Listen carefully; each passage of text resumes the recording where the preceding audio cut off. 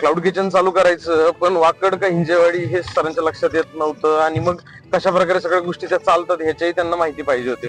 मग ते आले होते आपल्याकडे व्हिजिटला आणि आपण मग डिटेलमध्ये चर्चा चालू केली की ब्रँड कशा प्रकारे असले पाहिजे, क्वांटिटी किती केली पाहिजे. त्यांनी बिर्याणी, रोल्स असं काही ते मेन्यू विचार करत होते.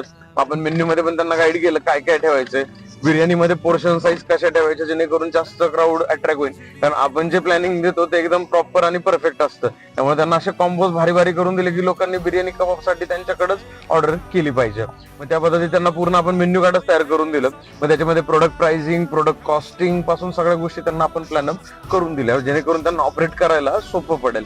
मग त्याच्यानंतर साधारणतः सेल्स कसा क्रिएट होतो, ऑनलाईन काय काय गोष्टी मॅटर करतात, ऍड्स कशा लावल्या जातात स्विगी झोमॅटोवरती, त्यांचे ऑनबोर्डिंग कसे केले जातात, या सगळ्या गोष्टींमध्ये आपण त्यांना गाईड केलं. त्याच्यानंतर एकंदरीत जर बघायला गेलं तर तो सेल्स तिथलचा अजून कशा वेगवेगळ्या प्रकारे बूस्ट होतो, त्याच्या डिस्क्रिप्शन कसे असले पाहिजे, फोटोज कसे असले पाहिजे, अशा सगळ्या गोष्टींमध्ये आपण त्यांना व्यवस्थित सगळ्या गोष्टी समजून सांगितल्या. आणि मग त्यांचं किचन इक्विपमेंट आणि त्याचं बजेटिंग पण त्यांना वर्कआउट करून दिलं जेणेकरून त्यांना ऑपरेट करायला सोपं पडत. अशा सगळ्या गोष्टींमध्ये डिटेलमध्ये चर्चा करून आपण त्यांचा निरोप घेतला. भेटूया उद्या. तोपर्यंत लाईक करा, फॉलो करा, शेअर करायला विसरू नका. Stay tune.